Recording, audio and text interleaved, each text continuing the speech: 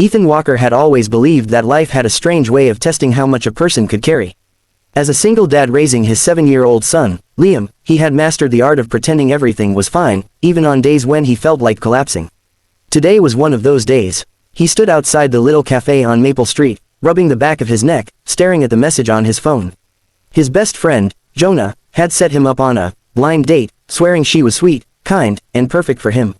But Ethan didn't date anymore. He didn't know how. Ever since Liam's mom passed away 3 years ago, romance had felt like a luxury he no longer had time, or courage, for. Still, Jonah had begged him to try. Just one coffee, he had said. The girl deserves kindness, and so do you. That last line stuck with Ethan, nudging him through the cafe doors as the scent of fresh pastries floated out like a warm welcome. The moment he stepped inside, he spotted her. A young woman in a soft blue sweater sat alone at a corner table, her hands resting neatly on her lap, her eyes fixed on the door with a quiet intensity. She was beautiful, but not in a loud, attention-grabbing way. There was something fragile about her, delicate like a winter leaf holding on through a storm. When she saw him, she offered a small, hesitant smile. That was when Ethan noticed the wheelchair. A sleek, black one, positioned carefully beside the table. And then, on the table itself, a small notepad. His stomach dropped. Jonah had not mentioned anything about this. Not that it would have changed Ethan's decision to show up, but walking in unprepared made him feel suddenly awkward, suddenly clumsy, suddenly afraid of messing everything up. "Hi," he said, moving toward her. She lifted the notepad, and with graceful, practiced movements, began writing. Then she turned it around. "Hi, I'm Harper. I'm deaf, so writing is easiest for me. I hope that's okay." Her eyes carried a softness that eased something inside him. Ethan nodded. "It's more than okay." His voice trembled slightly, and Harper noticed. She looked down, then quickly scribbled again. "You don't have to be nervous. I'm friendly, I promise." He laughed, a small, surprised laugh that he hadn't felt in years. "I'm not nervous," he lied. "Just rusty." The first 15 minutes passed gently, like a shy breeze. Harper would write, he would talk, then she would smile and write again. She used expressive gestures, small laughs without sound, and Ethan found himself wanting to keep watching her hands because they communicated so much more than words. But there was one thing he couldn't ignore, the way some people in the cafe stared at them. At her, and it made something protective rise inside him. Then, just as Ethan began to relax, his phone buzzed. It was Jonah. "I told her you were the kindest guy the first no. Don't screw it up." Ethan frowned. "Told her, not told you." A cold realization washed through him. He looked at Harper, who was watching him with expectant, curious eyes. She had no idea he now understood the truth. Jonah hadn't set him up on a date. He had set him up on an act of pity. Be nice to her, man, situation. A joke, a push, something Ethan never would have agreed to if he knew. And she didn't know he didn't know. His chest tightened. He felt sick. Harper picked up the notepad. "Is everything okay? You look upset." He froze. He didn't want to hurt her. She had done nothing wrong. She was sincere, gentle, and he already admired her strength, her ability to navigate a world that wasn't built for her. But he also didn't want to lie. He breathed slowly, then said, "Harper, I think there's been a misunderstanding. My friend didn't tell me this was a date. He just said I should meet someone. Today, I didn't know the context." Harper stopped writing. Her hand went still. Her eyes lowered, and for a moment, Ethan thought he saw something break inside her. Not loudly, quietly, like a candle flame flickering. She wrote one sentence. "I understand. People often feel sorry for me." Something inside Ethan snapped. "No," he said quickly. "That's not it. I'm upset because he tricked me, not because of you." But Harper had already placed the pen down. "It's okay. You can leave if you want. I'm used to it, used to it." The words hit him like a punch. How many times had people walked away from her? How many times had she been treated like a burden instead of a human being? He sat forward. "Harper, I'm not leaving." She blinked, surprised. Her fingers trembled as she picked up the pen. "Why?" Ethan swallowed. The truth bubbled up from a place he had closed off for years.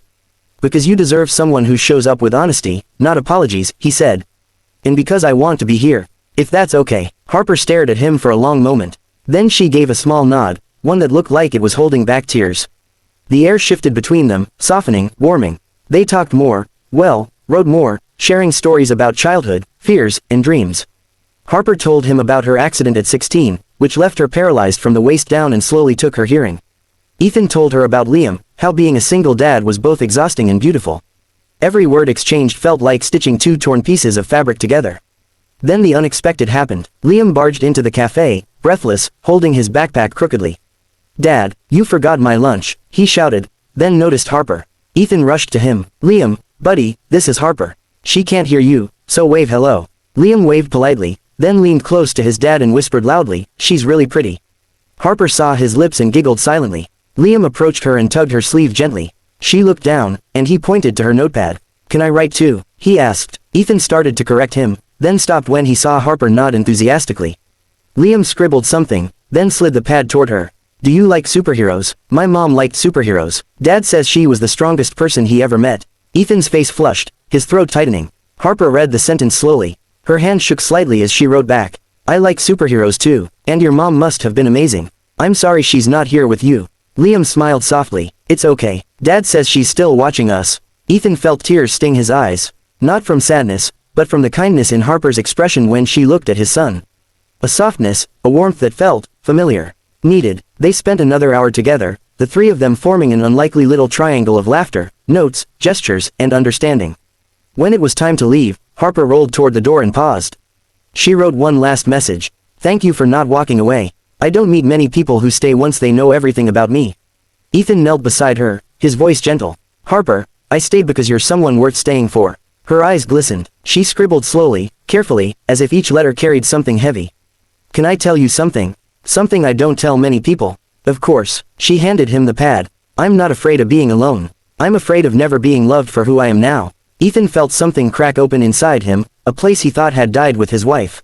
He took a deep breath. "Harper, you deserve a love that sees all of you. Not the chair, not the silence, you." Her lips parted, tears welled, she reached for his hand. And then, without writing, she spoke, barely audible, barely shaped, but real. "Thank you." Ethan froze. He stared at her, stunned. "You can speak." She nodded a little, hard, "But, I try." He was speechless. Harper continued, struggling but determined. "People think I'm broken.